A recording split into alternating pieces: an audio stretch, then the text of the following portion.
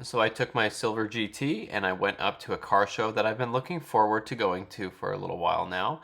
There was a beautiful 64 to 66 fastback Mustang.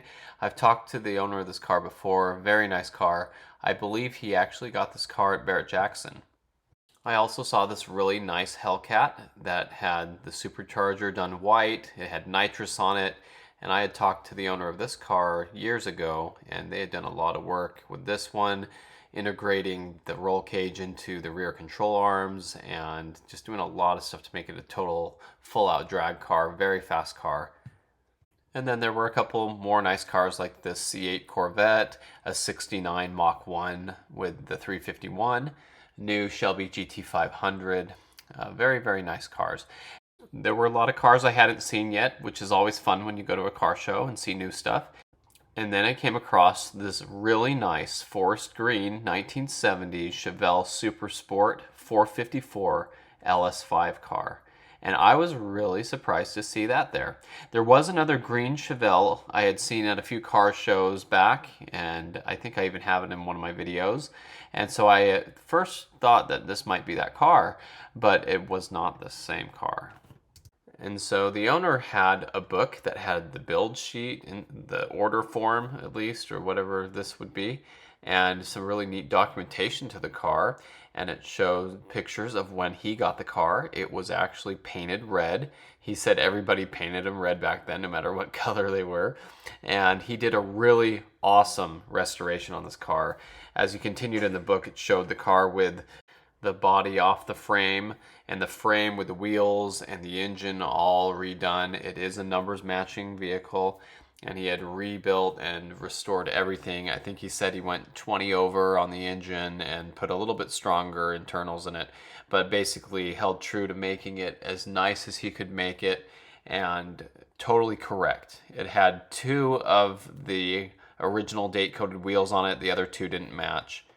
He said he had dug through 500 alternators until he found a date-coded one that matched it. He said, yeah, restoring it this way was actually pretty difficult. He said, I probably should have just LS swapped it. It would have been easier and made the car really nice. But I said, I really appreciate that you took and preserved this Super Sport 454 Chevelle, because it really deserves to be one of the prime examples of a nice low-mile car, and it's all correct. He showed me some really neat things that corresponded to the build list on this car, like the heavy duty radiator. He showed me the bracket on the radiator that corresponds to that. He showed me how one of the things that was very interesting was it has a heavy duty battery, and that option makes it so that it has the terminals on the side of the battery. So it's a side post car, and a lot of people call him out when they see the side post and say, that's incorrect, that Chevelle shouldn't have that. And he said, no, it is on the sheet. It should have that because it has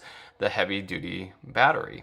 And so that was pretty cool. I really like looking here and finding the SS 454 equipment. So I'm like, okay, this is a true 454 car. I asked him if it was a LS6, and he said, no, it's LS5. I said, what's the difference? And he said, well, it's insurance, basically, because they have the same torque number, but the horsepower rating's lower on the LS5 for some reason. But anyway, pretty cool to see this car and go through things. Now, if you look at the front bumper here, you can see it has the orange lights on, or turn signals there in the front bumper. They should be clear, and they are clear today. They're correct. So I want to get into some of the history about the car and some of the cool things that he had told me. The car was purchased brand new in New York, and it was a drag car, and the owner had it for a while. He drag raced it and then just put it away. It was a low mileage car, and obviously had painted it red at some point. As I had looked through the book, it talked about it being a Canadian car, and that there's documents in Canada that sometimes are actually better kept than documents in the United States, and so there's a lot of really good documentation to this car. From what I saw reading through those documentations, if you go slow, you could see it on one of the pages. I believe it said something about 299 LS5 Chevelles being built up in the Canadian plant, and that was grouped in some other options as well. And so I got to read through this a little bit, but when I started to record it, he came up to talk to me, and so I didn't want to be rude, so I stopped filming here. But if you play it slowly, and I had gone back and looked through this up close, and I noticed that if you do play it slowly, you can see a couple of these little spots here. I took a screenshot. It says number produced for US sale in Canada, and it says in parentheses 299 with, and it has the different options. There's LS5 right there. I guess this would be a good time to explain that I've always liked the 70 Chevelles. I like Hemi Cudas, I like Boss 429 Mustangs, I like all sorts of neat old muscle cars, and I think the 70 Chevelle Super Sport is one of the coolest muscle cars of all time. And these cars were built in, some say, up to 7 different plants: Arlington, Baltimore, Van Nuys, Atlanta, Kansas City, obviously Canada, where this car was made, and the Flint plant in Michigan. And I'm not an expert on these cars, but I do enjoy watching Patrick Glenn Nichols' Muscle Car Barn Finds on YouTube. His YouTube channel is phenomenal. He goes around the country authenticating these 70 Chevelles, sometimes other Chevelles and Camaros and things, but mostly focusing on these Super Sport Chevelles. And I really enjoy his content, and he goes around, reads off the buck tags or the data plaque. It's a build plaque that's by the driver's bottom windshield there on the cal tag, and it basically has all the options of the car. And in that book we were looking at earlier, it actually shows those listed out, so it's pretty cool to see that. And I love his content. I love seeing somebody who's so excited about these cars and knowing where they're made and things like where the hood pins should be, and how the stripes were painted at the different factories. That can kind of tell you whether the car's original, and that different factories did different things. Sometimes there were plastic inner fenders, some were metal. Sometimes he'll find a car that has one metal, one plastic, so he can tell it's been repaired. So really, really cool things. Date codes on everything, finding bill sheets behind the back seat or behind the door panels, under the carpet, and certain plants put the build sheets in different places. There's just so much cool stuff. Everything from the glass on the headlights being coated correctly. I know sometimes the door panels would say Malibu instead of Super Sport, depending on the time the car was built or what factory had the different things, So there's so many little tiny things that he can authenticate these cars with, and I enjoy watching that. And as I watch that, it helps me gain more appreciation, respect, and enjoyment of my own cars, even though they're Mustangs, because I feel the same way about my cars, and I know special things about my own cars for my generation. And it's all the same kind of a thing. It's all enjoyment. It's the car hobby. It's the car culture. This is the way car culture should be. And so, anyway, I really enjoyed looking at the Chevelle, talking to the owner about it, talking about the Patrick Glenn Nichols channel. And, I could name a few things about the car I noticed, and he could show me some things like, oh, the hood hinges aren't painted on this side, things like that. There's just a lot of little details. But what's really cool about the story about this car that I wanted to get into was he said he found the car in New York, and I believe it was the original owner, or he had passed away, or something like that had happened. And so he flew to New York, if I have my story correct. He flew there to buy the car, and then he had it transported. And when he was waiting to go back, he was in a snowstorm, so the flight was delayed or canceled or whatever. So he decided to go to the dealership where this car was sold new in New York, because it never really left town. It was nearby.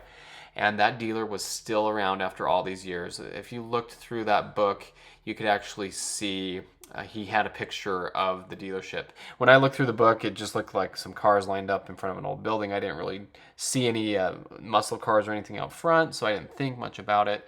But he said, yeah, that's the actual dealership. It's still around today. And the guy who owned it was kind of a tough guy to talk to. You call him on the phone, he didn't want to talk to you.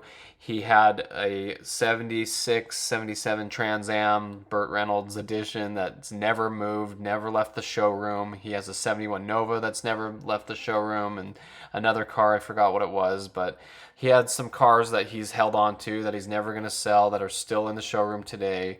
He had bought a whole bunch of old stock parts, new old stock parts. And originally he thought the guy was calling because he wanted to buy parts. And so he said, no, I'm not looking to buy parts. I just want information about my car. And this is where the story's kind of cool. He actually went into the dealer and talked to him later, and they got to be kind of more friendly to each other once they're in person. And he said, can you tell me about the owner of my car or whatever? And he said, what color was it? And he said, green. And he said, okay, I know exactly which one it was. And he said, really? You can remember all the way back to 1970? And he said, yeah, I remember what car it was because, first of all, I hate those cars because they were hard to sell. They were so expensive. I only sold 2 of them. One of them was green and the other one was a certain color. And so he named the name of the owner of who bought the car because he was local and he knew him. And he walked over to the file cabinet and pulled it open and thumbed through and said, here it is. Pulled out the entire file, said, here's the entire order form and all the documents about that car. And he was nice enough to go make copies of it. And when he returned, the owner of the car now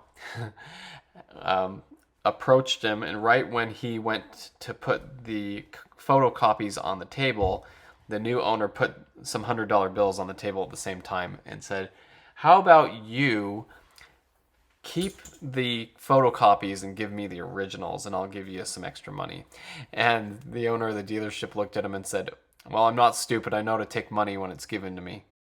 The owner of the dealership continued to say, I told the guy he was dumb for buying this car because he could have bought a really nice Corvette with the same money. Because it was a $4,000 car back then. That's a lot of money. It showed it right there on the sheet. So I can understand why somebody would think that way. I'm sure some people had the foresight to look at this car and say that's going to be something special in the future, but there weren't collectible muscle cars yet because this was the height of the muscle car era. It was actually towards the end. I think things were starting to get tight with insurance and gas crunch and things, and so this was one of the last muscle cars made that was one of the big boy, big block cars like that. So really cool story. And so something that's really neat about this story is I got talking to the guy and he said, wait, because I told him I had Mustangs. He said, what's your name? And I told him my name. And he said, as he reached out and shook my hand, I bought your grandfather's house. And that would be the house that my grandpa had built after he sold the other one to Carol Shelby here in town. So there was this huge connection. I was like, wow, I didn't know that you knew me or anything. And he said, yeah, I know your mom, your parents were into flying. They had the flight school up here. This is the old airport where the car show was going on. And so we made that really awesome connection. So I'm happy to know that up at the old property that my family had, the estate, is now housing a beautiful 454 SS Chevelle LS5. So that's pretty sweet. And so I'm happy about that. And so now I know who the person is too if I ever want to go back and visit and see the car and stuff. So he had told me that this car was restored about 10 years ago when it was finished, and he hasn't done anything with it. He hasn't taken it to any shows. He hasn't really driven it much. And so it's really neat to see it coming out, and I'm glad he brought it out for everyone to see. And it was nice to be able to meet him and, get to see the car and stuff. And so this is just a really, really cool story. I really enjoyed it. Now, we talked, and there were so many things. I'm trying to remember all the wonderful parts of the conversation we had. And while I'm thinking about it, I do want to take you on a little bit of a side note here, which has to do with Chevelles and something kind of cool. And this happened actually the day before. I was with my brother cruising around our old neighborhood, and my friend's dad's garage was open, and he had his 66 Chevelle SS 396 in the garage, and he's had that car in that garage since I was about 16 years old, so like 20 something years. He's had this car in his garage, and it's been something that I've always enjoyed seeing when I go over to my friend's house and see it in the garage there. And we got to talking about the car, and it's good to see it's still there and everything, sitting on the Krager wheels and everything. So we'll do a little bit of a walk around here, just a little bonus feature if you like Chevelles, because this is a really neat car. I've always liked this car, and It just happened to be there, so my brother and I got to look it over a little bit, and there's some things we learned about it. And so I was showing this to the guy with the 70 Chevelle. I showed him my pictures of this because he asked if I had a Chevelle or anything, and I said, well, my friend's dad does, and we were just looking at it yesterday. And so this car has a unique story. I've talked about it before in the stories of me and my cars and my muscle car history and how I got to love muscle cars so much. And this is the second Chevelle my friend's dad had. Unfortunately, he hit a telephone pole with the other one, and this is the one he had got after. And he said this one was just never as nice as the first one. It was nicer. I mean, it's been used and sitting for decades now, but here you can see it has the Krager wheels. I think those are Super Sport, the S and the S on it, but really cool to see. I mean, this is a really fun car, and I always thought it was green or marina blue because I thought that was the colors the other one was. He told me the other one was actually gray, and this one looked like it was marina blue, but there's a story about he lent it to a friend to paint it, and the friend drove it around forever and then finally painted it in like one day. And so that was like during high school or something. And so this car is actually the yellow. It's kind of a cream yellow. Yes, I believe it was actually called Lemonwood Yellow. And so I believe this is what it would have been. And just like this, pretty cool to see. And so he had it painted when he was younger, and you can see in the door jambs, I'm going to open it up and you can see the original color in there. So fun to know it's a 4-speed car, and I just loved getting into muscle cars and coming in his garage and seeing, and it didn't have as much stuff piled in it back then. I could see more of it. There's the chrome ball shifter, just so cool to see. And so if I look over here, I wanted to see underneath it and check in the door jambs and stuff. It was actually not as rusty as I thought it was going to be. So there's that Lemonwood Yellow still in the door. And then if you look under, my friend Patrick always tells me this is how you check how rusty a car really is look at the door skins. There's a little bit on this section there, but it's not bad. It's really not awful. I've seen a lot of these that are just completely rotten through the floor. These floors are actually pretty good. And it was a northern Utah car for a while, and when he had it decades ago, and he brought it down here to southern Utah where there's no snow and no rust, no salt, and stuff. So, but it's been in his garage, and it looks like it's in good shape. There's some long tube headers and stuff. So, really, really cool car. And so I just wanted to look under here and see the condition of the car. At one point, my friend wanted to buy this, and I talked to him about it, and he was kind of okay with the idea, but then my other friend, who is the son of the owner of this 66 Chevelle, said, no, you're not taking the car from the family, even though you can see it's taking years to restore and it might not get there, but we'll see. But anyway, this was a really neat story about a 70 Chevelle Super Sport, and it was fun to see it there. A lot of people will walk right past a car like this, where if you have a good eye, you can say this is probably one of the showstoppers right here. And there were a lot of really neat cars there. And so it was a great time to go up and enjoy the car show. So I just wanted to share that because I thought it was a really cool story with neat connections. It was neat to hear about how he restored the car and how he, dealt with the original dealership and how it's a Canadian built car and there's documents to it, and he has the all the codes and everything for it, and he's restored it nut and bolt perfectly, the best he could. He even has the USA 1 license plate thing on the front. So really, really cool. So I hope you enjoyed this video. Thanks for watching.